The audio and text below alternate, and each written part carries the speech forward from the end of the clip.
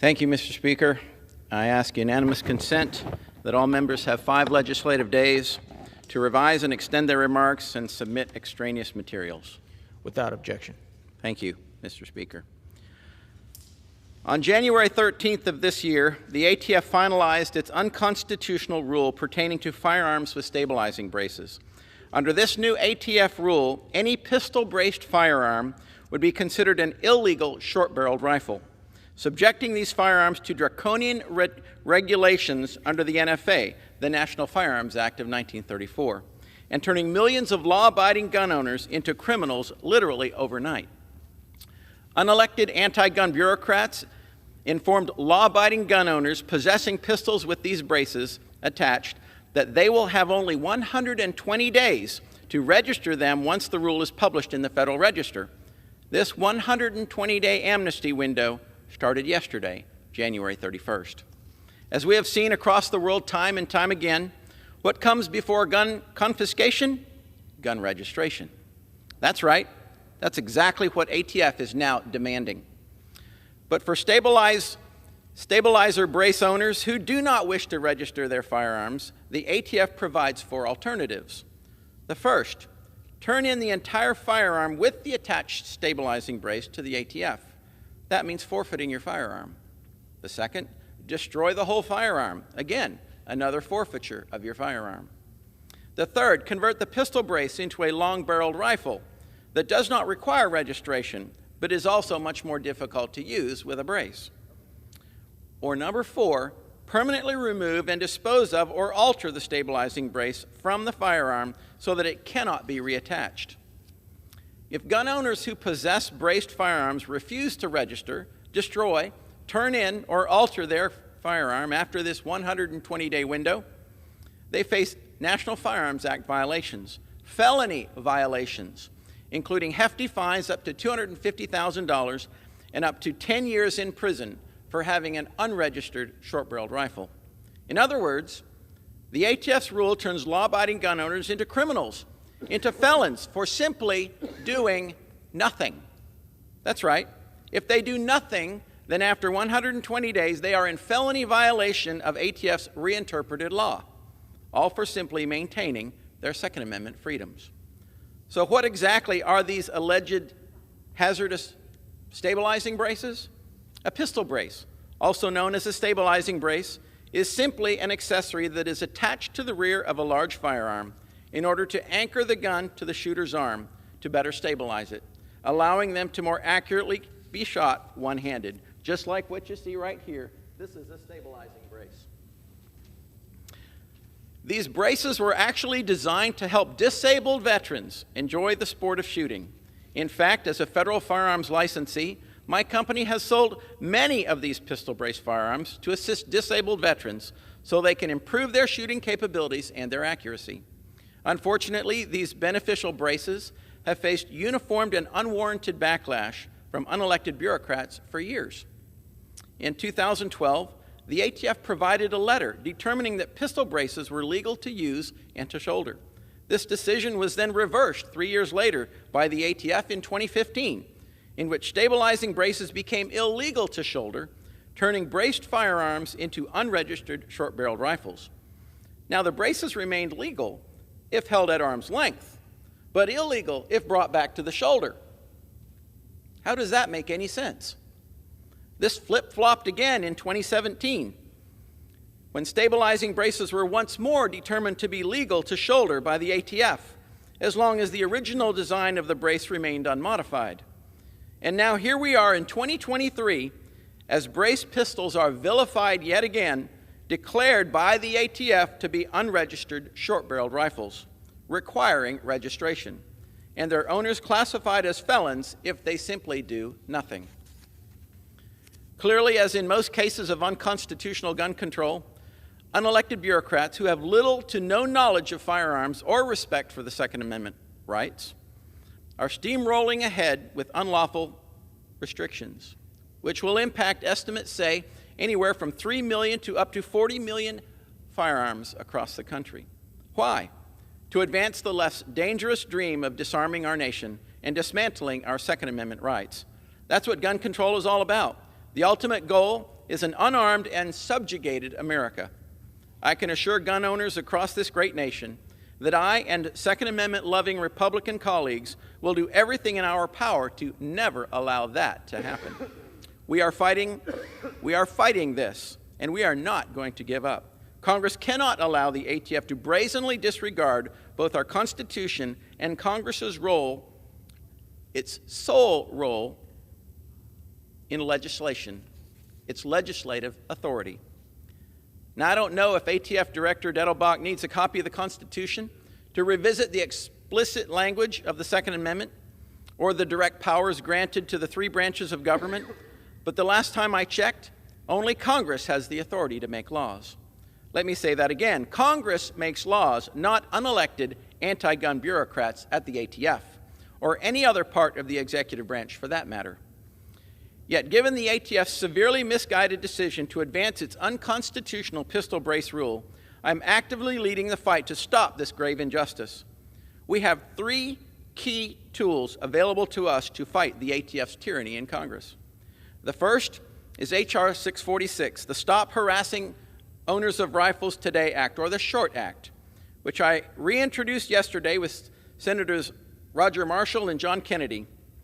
This legislation repeals the elements of the National Firearms Act, thereby prohibiting the ATF from registering and banning pistols with stabilizing braces.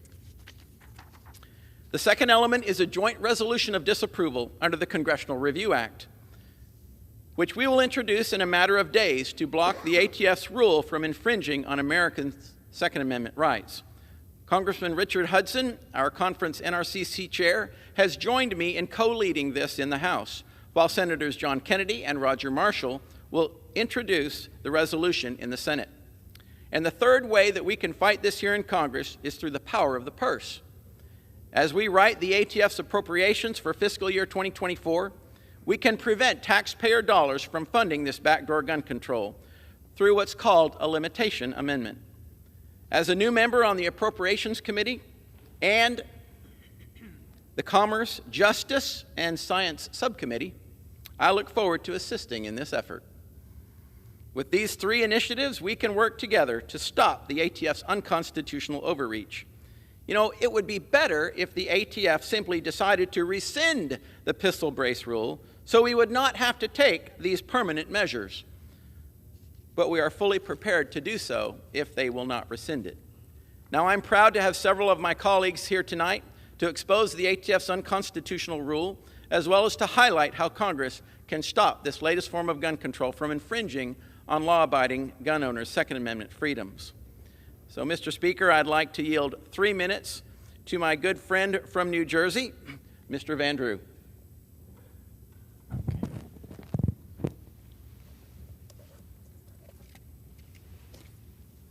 I thank the gentleman for doing this today, and I thank him for his lead in the fight. Yesterday, I stood on this floor fighting to protect Americans' First Amendment rights. Today, I'm standing here fighting to protect Americans' Second Amendment rights. God help our Constitution. Congress has afforded far too much deference to unelected D.C. bureaucrats in federal agencies. And it is time, with our majority, to rein in that extreme power. The left has talked about taking your gas stoves away, has censored your speech, and now the ATF, under the guidance of this administration, is coming to take away millions of pistols from law-abiding gun owners. Law-abiding gun owners. Individuals who own pistol braces, which were originally approved by the ATF themselves. What's changed? What's different? What's new? I'll tell you what's changed. What's changed is now we have an administration that is desperate to erode our Second Amendment rights in more and more pervasive ways as every year passes. It has continually chipped away at Americans' constitutional rights because of the lack of understanding of what the actual roots of gun violence are.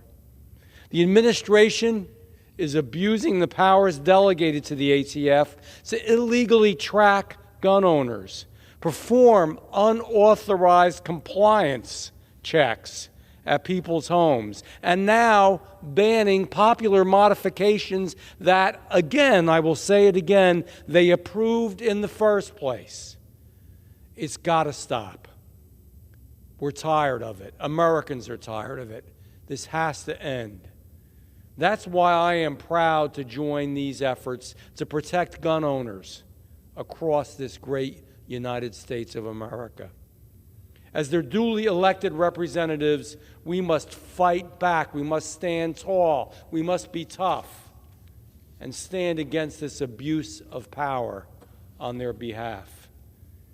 And let me say this, as a duly elected official and a gun owner myself, all I have left to say to the ATF is enough is enough.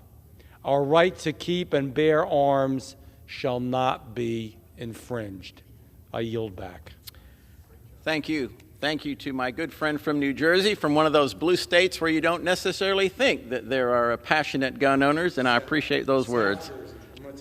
South Jersey's a lot different. All right. Thank you. Now I would like to yield 3 minutes to my good friend from Colorado, Representative Boebert, who is also the co-chair of our Second Amendment caucus here in Congress.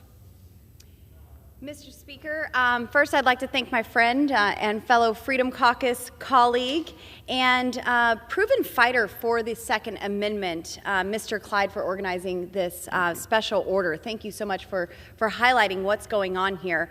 Mr. Speaker, the ATF's new pistol brace rule violates the separations of powers. Bureaucrats don't create laws. Congress does. This rule functions like a law that Congress never passed. ATF, alcohol, tobacco, and firearms.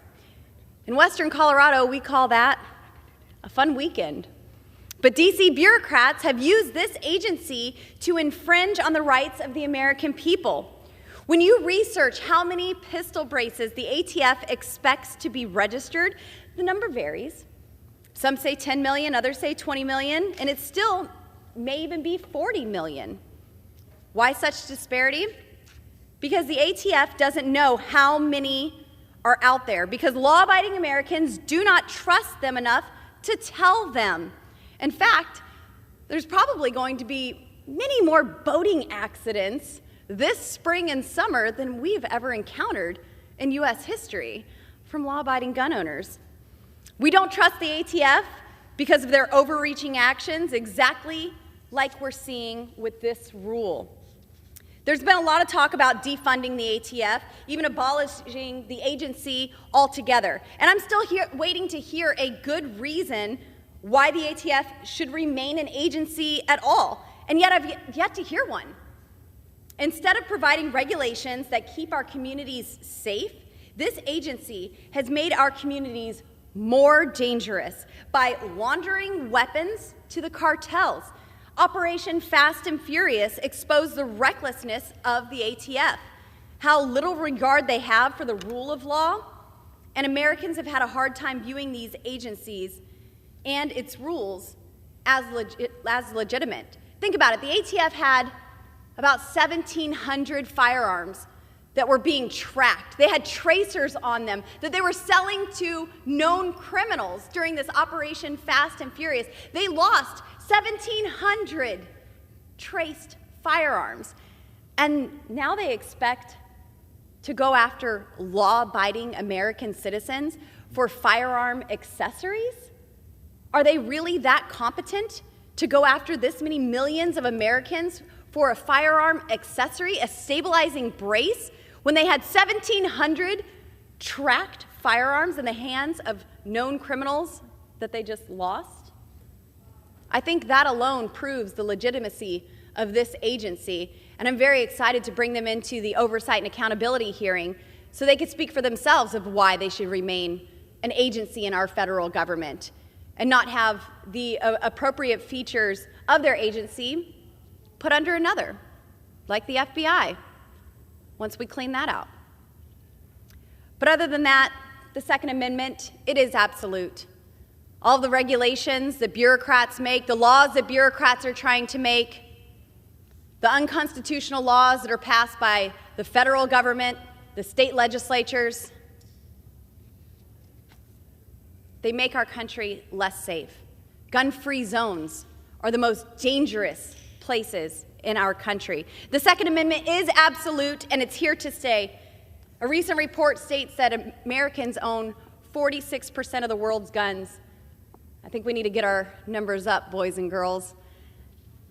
I thank you so much, Mr. Clyde, for hosting this special order. Thank you for bringing us all together on this topic, and hopefully we could shed some light to the American people and let them know that we are fighting against this agency and their abuse of separation of powers. Thank you, and I yield. Thank you. Thank you to the gentlewoman from Colorado and her unwavering defense of the Second Amendment of our Constitution. And now I would like to yield 3 minutes to my good friend from Texas, Mr. Crenshaw. Thank you, Mr. Clyde. Thank you for your leadership on this important issue, because the unelected bureaucrats, they're at it again. They're launching attacks on our constitutional rights, the constitutional rights of law-abiding gun owners. And this seems to be the sole purpose of the agency lately, attacking the Second Amendment. Now they want to ban pistol braces. Now, Americans who don't know what a pistol brace is might have some obvious questions after hearing about this ban. What is a pistol brace? Obviously, it makes guns more deadly, right? It makes guns shoot faster, makes them want to be used only by people who murder other people. Why else would the ATF want to ban it? But Americans who actually use pistol braces know the reality. There is zero logical reason to ban pistol braces. It's a device used by a lot of disabled veterans, a lot of people I know, to provide more stability when shooting a gun. Tens of millions of Americans own this brace, but they would immediately become felons when this goes into effect. That's not even practical from a law enforcement perspective. Now, you could argue, actually, that the pistol brace makes the gun safer, makes it less likely for people to shoot things they are not aiming at. But no, the impulsive leaders at ATF have once again failed to apply simple logic and reason to their decision-making, and instead chose to apply the mindset of an authoritarian, gun-grabbing bureaucrats we all know that they are. Now, Congress cannot sit idly by. I recently reintroduced a bipartisan piece of legislation that would create an appeals process for small business owners hurt by these haphazard rulings. Right now, the only real recourse that exists is for these gun shop owners and manufacturers to sue the federal government in court. Now, for the average American, that's not exactly doable. It takes time and a lot of money and a lot of resources. My bill would put the ATF in line with every other federal regulatory agency's appeal process and ensure Americans can petition their government for the redress of grievances and get decisions handed down in a timely manner. These taxpayer-funded anti-gun activists at the ATF cannot continue to trample on our Second Amendment rights without a response from Congress. We must never cease fighting against these shameless power grabs, and Republicans must use our House majority to protect law-abiding gun owners. Thank you, and I yield back. Thank you to my good friend from Texas for those inspiring words, and I will now yield 3 minutes to my good friend from Kentucky, Representative Massey. I want to thank Mr. Clyde from Georgia for organizing this time on the floor. I think it's so important. We're talking about the brace ruling from the ATF. A brace is a firearm accessory for disabled individuals. But I'm sure Biden went to his Attorney General and to the ATF and said, you know what, I hate guns.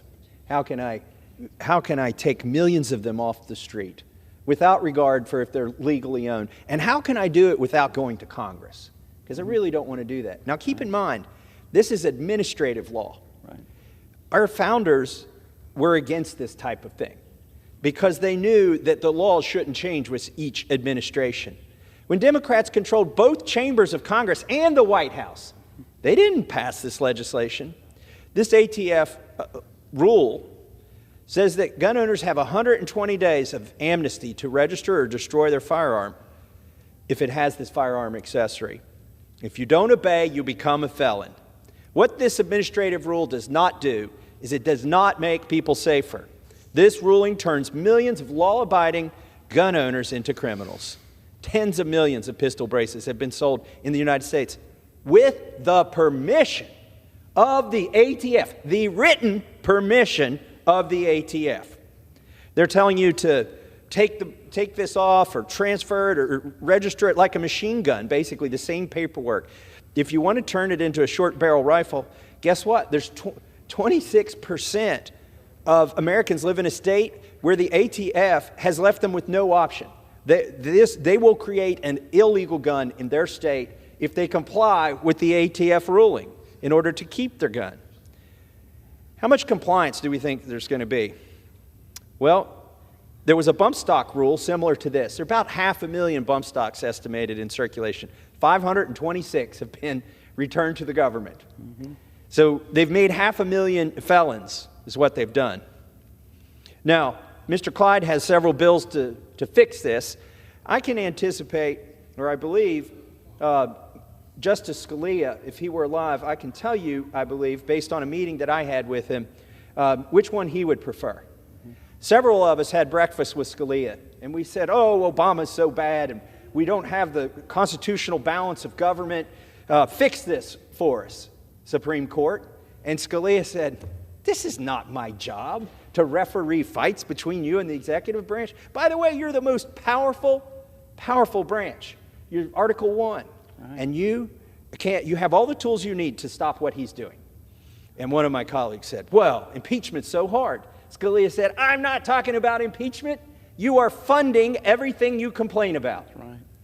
So I believe that his favorite method here, and it's certainly my favorite method, would have been to defund this activity. The ruling is unconstitutional. The Second Amendment is clear. Shall not be infringed means shall not be infringed. I urge all Americans to call their representatives and support Andrew Clyde's bill. And I yield back. Thank you. Thank you to my good friend from Kentucky. And he is absolutely right. We have the power of the purse. Now I would like to yield 2 minutes to my good friend from Texas, Representative Weber. I thank the gentleman from Georgia for yielding to me, and thank you for your efforts in leading this fight. Let's get something straight. I'm a proud Texan, and let me tell you, Texans are not happy when the government comes after their Second Amendment right. My District 14 on the Gulf Coast of Texas has more concealed handgun licensees than any other congressional district in Texas, and I have to assume in the country, for that matter. The Second Amendment is extremely clear, quote, the right of the people to keep and bear arms shall not be infringed. What's so hard to understand about that? But let's face it, folks, the far left's dangerous attack on the United States Constitution continues unabated with yet another example right here with the ATF's unconstitutional pistol brace rule, which bans millions of firearms with stabilizing braces.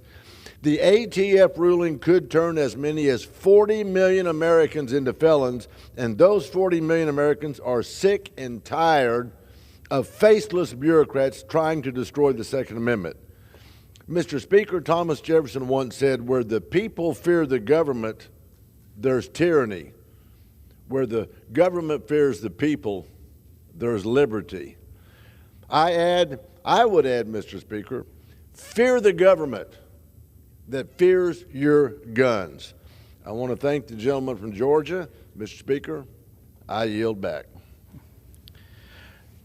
Thank you. Thank you to my good friend from Texas for those great words. And he's absolutely correct. When the government fears the people, there is liberty. So now I'd like to yield 2 minutes to my good friend from Florida, Matt Gaetz.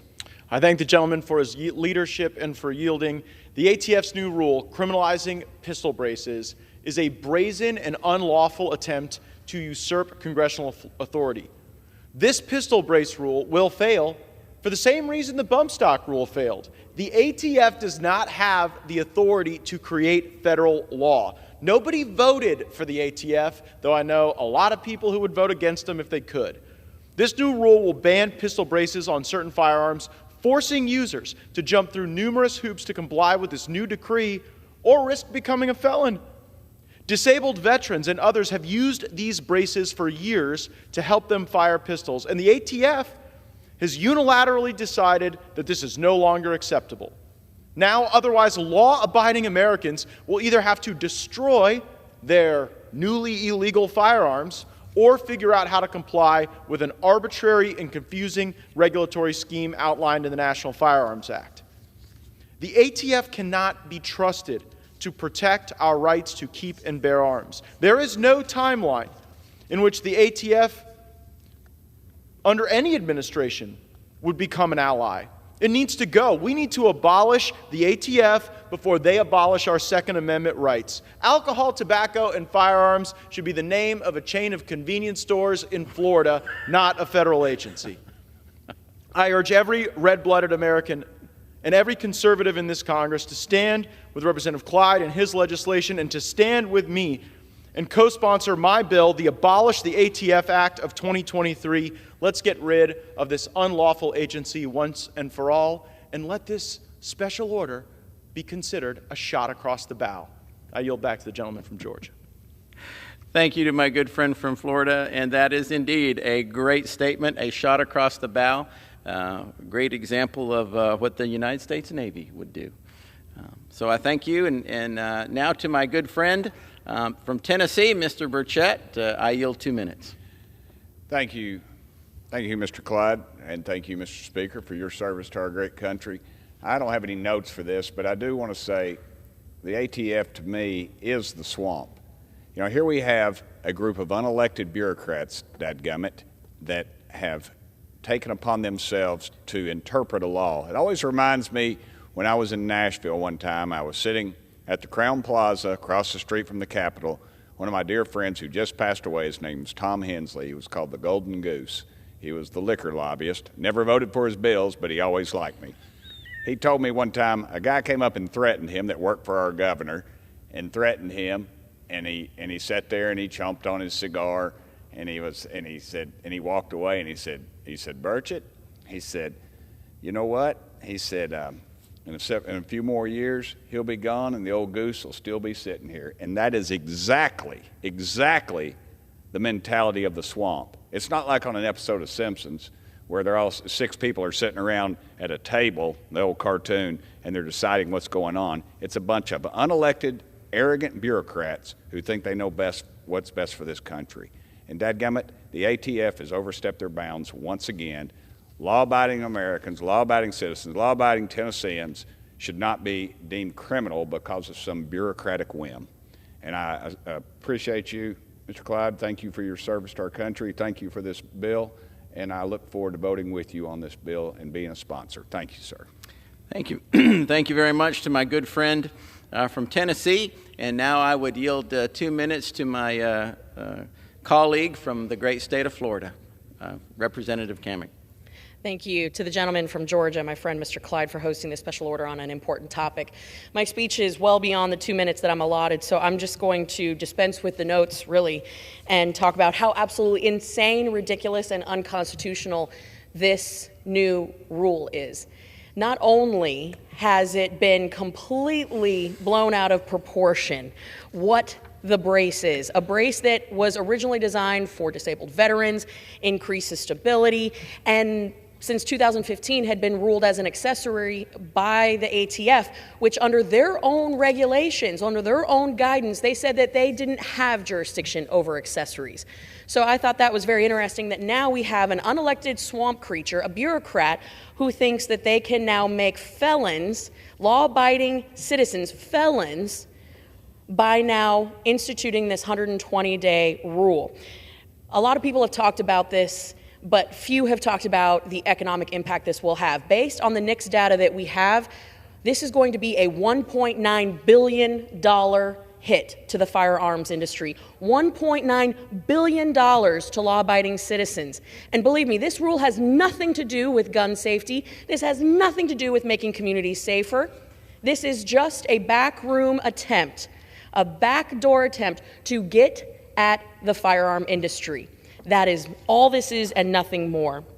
This is why, Mr. Speaker, we have to pass the Short Act. This is why we have to pass the REINS Act, because the REINS Act would prohibit any regulation that has $100 million more impact to an industry to come back to Congress for an up or down vote. And you can fire your Congress critter. But you cannot fire these unelected bureaucrats. So we need to pass the REINS Act. We need to absolutely stop this regulation in its tracks. And it's time to, once and for all, let those swamp creatures know that the Second Amendment shall not be infringed. With that, Mr. Speaker, I yield back. Thank you. Thank you to my great colleague from the state of Florida for those encouraging remarks. And now I want to thank all my colleagues who participated here in this special order tonight. It's incredibly important that we show Americans that we are united and unwavering in protecting and preserving our Second Amendment freedoms. And with that, I yield back the balance of my time. Thank you. The gentleman.